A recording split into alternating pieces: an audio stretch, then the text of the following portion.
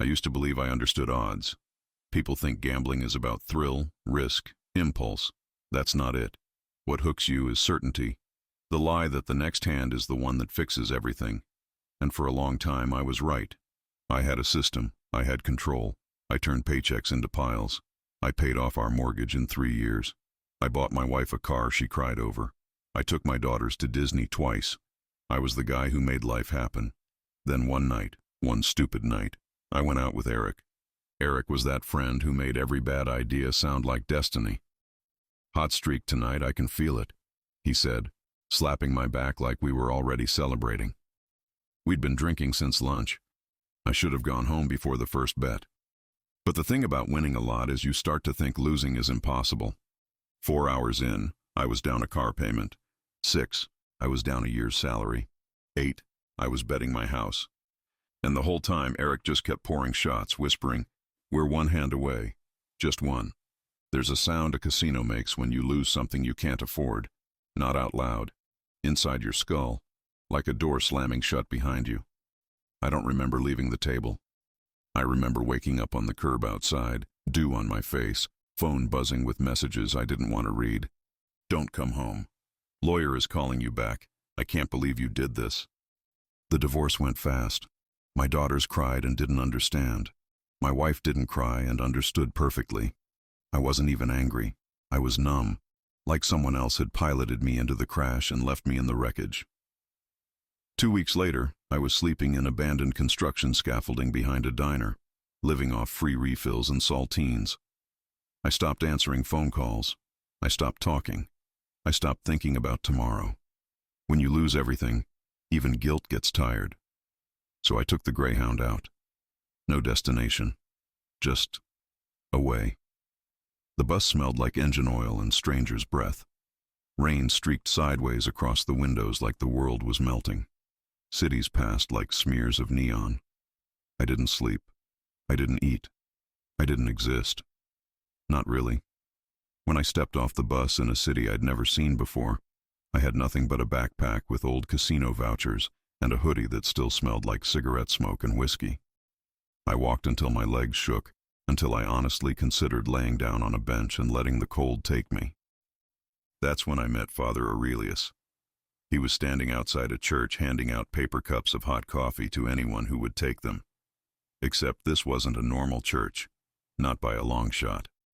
Marble pillars, vaulted stained glass windows, floors cleaner than any casino lobby. And the priest? He didn't look how priests look. No sad eyes, no tired voice. He moved like a man who had slept well every night of his life. Like a man who knew something. "Come inside," he said. "It's warm. And I think you're ready." Ready for what, I didn't know. But I followed him. He told me his church was different. Not Catholic, not Orthodox. Older, he said. Closer to the original source. He said he spoke directly to angels. I thought he was insane. Until I saw the church. The gold leaf ceilings, the incense that smelled like honey and cedar, the choir voices that didn't echo or vibrate but just filled the air like mist. He let me sleep in a small guest room, fed me, listened to me, didn't judge. And then one night he said, "If you want your life back, just ask for it." He told me to kneel, to close my eyes, to pray. I didn't believe him. I didn't believe in anything anymore. But when you have nothing, you'll try anything. So I did. I prayed for my wife. I prayed for my daughters. I prayed for forgiveness, for time, for another chance. And something answered. Not in words, not in sound, just certainty. And the next week, I got a job offer. My wife reached out. She and the kids moved to the city to try again. We went to the church every Sunday. We had dinner again at the same table. The girls laughed when I made pancakes. My life came back like it had only been misplaced. I didn't question it. I didn't want to. But miracles, it turns out, always have a cost. 10 months later, Father Aurelius said, "Every disciple must visit the birthplace of our faith, a monastery carved into the mountains of northern Thailand, the oldest sanctuary dedicated to the highest one. I owed him everything. Of course I went. When we arrived, I thought I was dreaming. Imagine a mountain face the color of embers at sunset, carved with thousands of steps zigzagging up and through cavern mouths glowing with firelight. Towers and bridges etched directly into the cliffside. Waterfalls lit by torchlight like molten gold. Bells chiming somewhere impossibly far above. Monks in red and black robes moving silently, like shadows that float. It wasn't a monastery. It was a city woven into stone. Beautiful, sacred, impossible. But something was wrong. I noticed it on the first night. There was chanting, in the middle of the night. It was rhythmic, too precise, like something ancient was being counted down.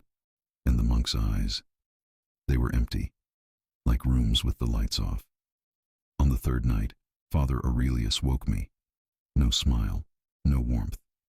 "Come," he said. "It is time." He led me to a platform carved into the cliffside high above black water. Torches circled it. The monks stood in a ring. Something huge and carved into the rock was behind them. A relief mural of a winged being, except the wings were wrong, jointed like insect limbs, stretching down instead of up. The air tasted metallic. Father Aurelius placed a hand on my shoulder.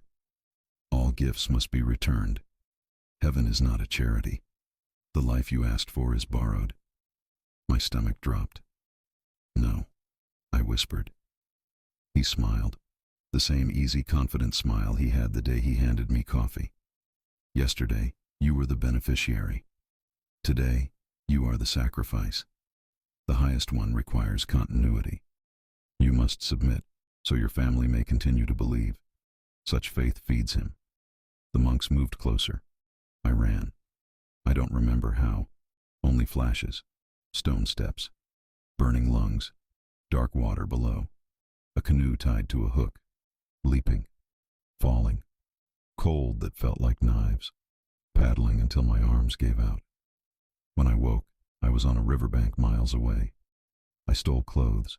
I hid. I changed my name. They are looking for me. I know they are. Because Father Aurelius didn't lie about everything. Someone does talk back when you pray, and miracles do happen. But nothing speaks to you for free. Nothing gives without taking. If your life has been falling apart, if you are desperate, if someone offers you salvation, ask what they want in return. Because I know what they wanted from me, and I know they're still coming.